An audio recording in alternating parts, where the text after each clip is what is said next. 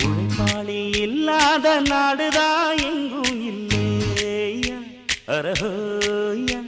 அவன் உழைப்பாலே பிழைக்காத பேருதான் எங்கும் இல்லையா அரஹோயா உழைப்பாளி இல்லாத நாடுதான் எங்கும் இல்லையா